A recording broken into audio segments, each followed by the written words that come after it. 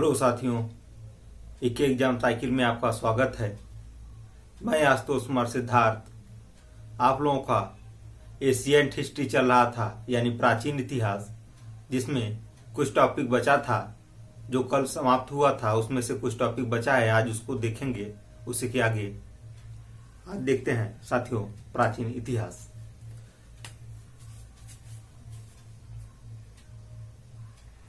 प्राचीन इतिहास।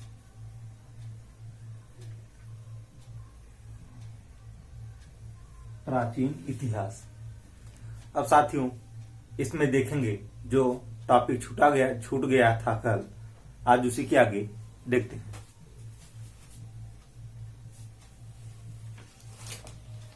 ईरानी भाषा में हिंद शब्द ईरानी भाषा में हिंद शब्द ईरानी भाषा में हिंद शब्द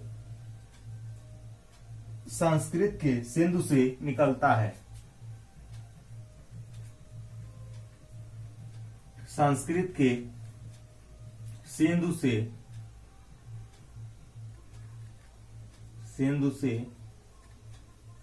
संस्कृत के सिंधु से निकलता है। ईरानी भाषा में हिंद संस्कृत के सिंधु से निकला है।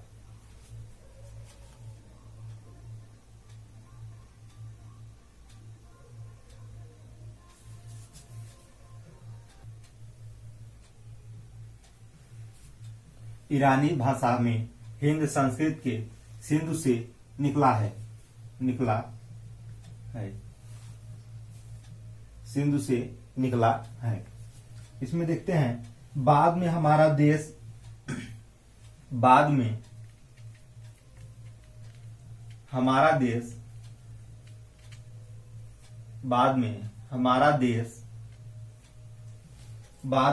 देश इंडिया के नाम से हमारा देश इंडिया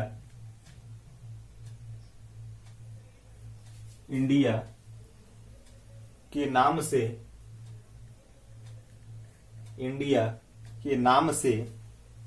मशहूर हुआ जो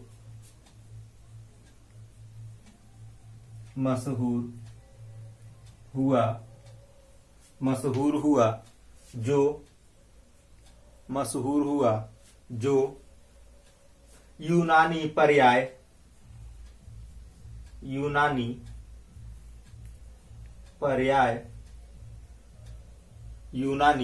पर्याय के बहुत निकट हैं।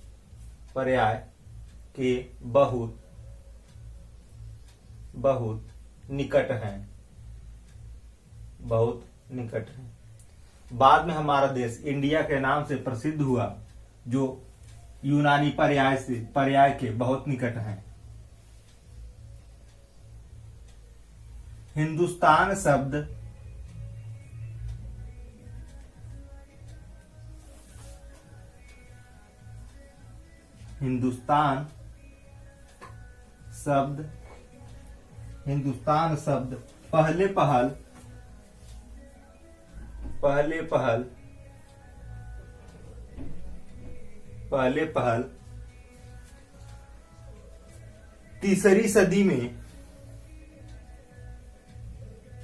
पहले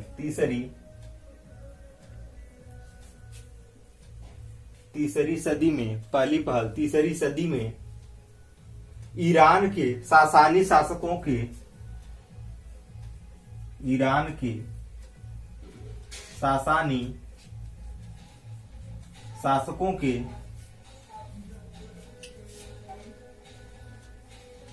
ईरानी शासकों के अभिलेखों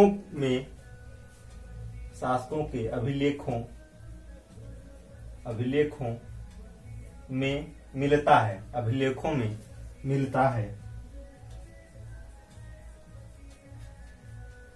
अभिलेखों में मिलता है। इसका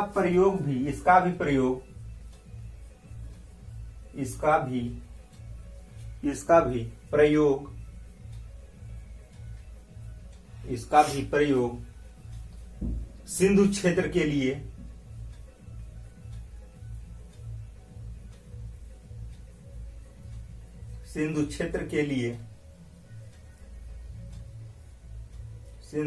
के लिए हुआ था।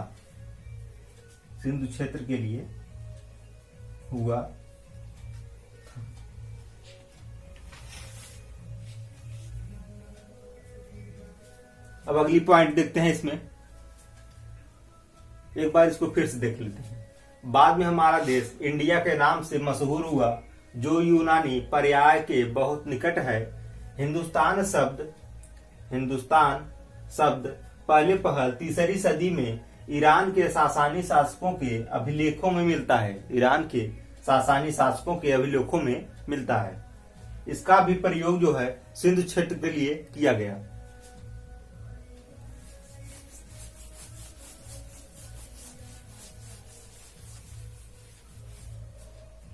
अब देखते हैं दूसरी पॉइंट। ईसा पूर्व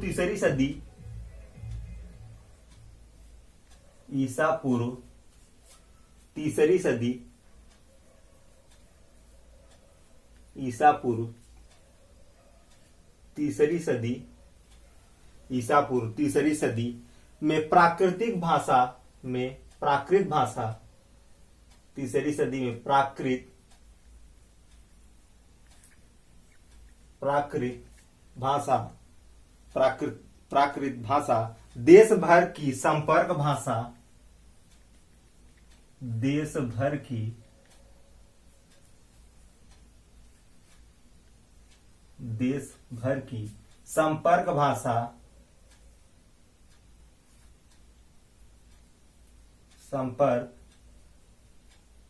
देश भर की संपर्क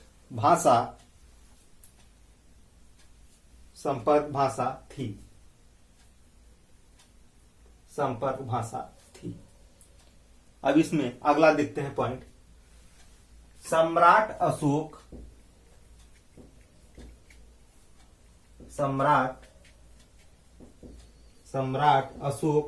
के शिलालेख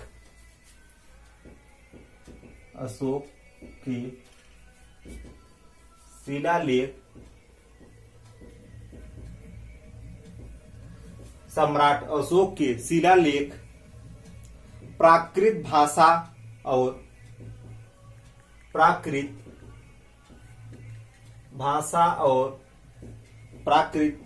और ब्राह्मी लिपि के अलावा ब्राह्मी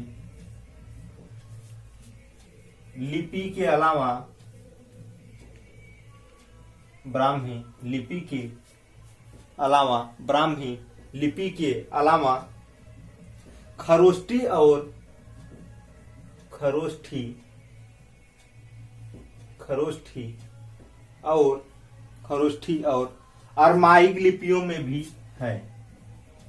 अरमाइक लिपियों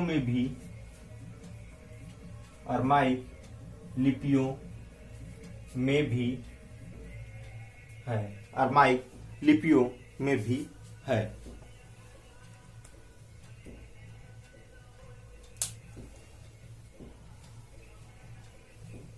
अब इसमें अगला पॉइंट देखते हैं। संस्कृत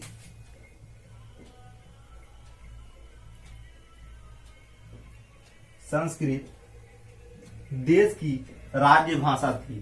संस्कृत देश की राज्य भाषा थी।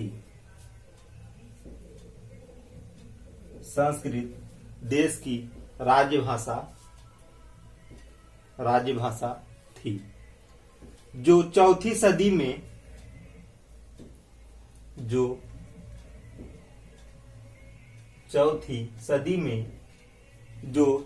सदी में गुप्त काल में भी रही। गुप्त काल में भी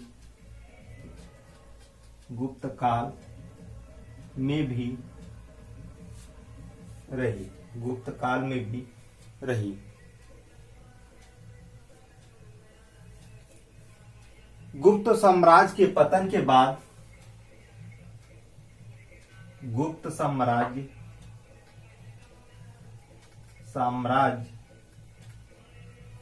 के पतन के बाद गुप्त साम्राज्य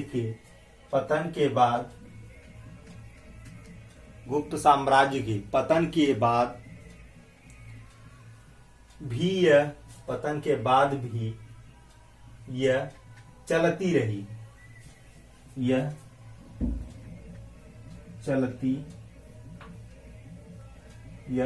रही।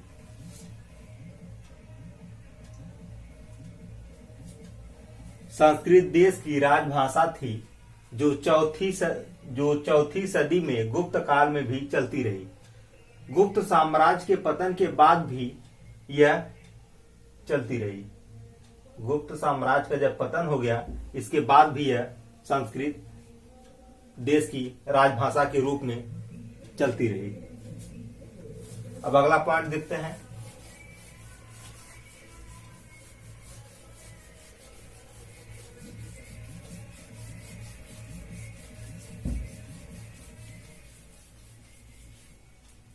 अगला पॉइंट जो है, अगली जो पॉइंट है, रामायण और महाभारत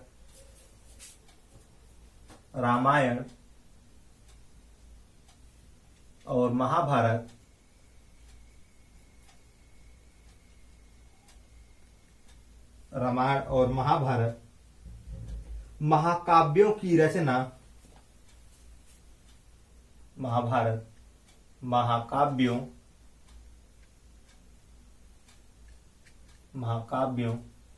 रचना महाकाव्यों की रचना मूलतः संस्कृत में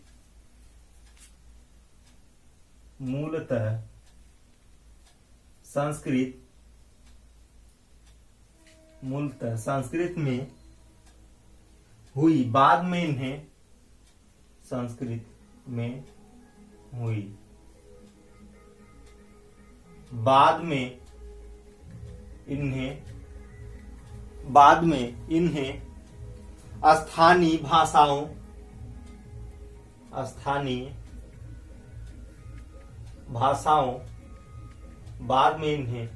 स्थानीय भाषाओं में प्रस्तुत किया गया।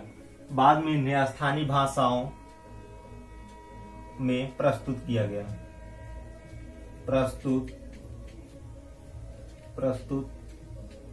किया गया। बाद में इन्हें स्थानीय भाषाओं में प्रस्तुत किया गया। अब इसमें अगला पॉइंट देखते हैं। उत्तर भारत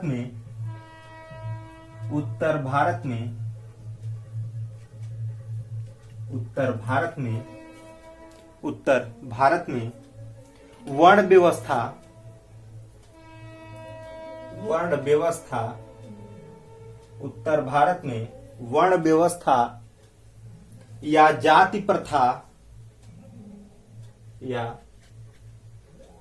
प्रथा उत्तर भारत में वर्ण व्यवस्था या जाति प्रथा का जन्म हुआ जो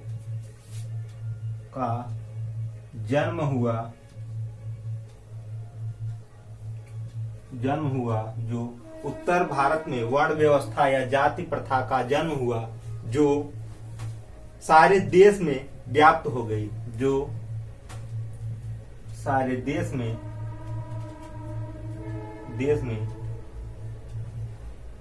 व्याप्त हो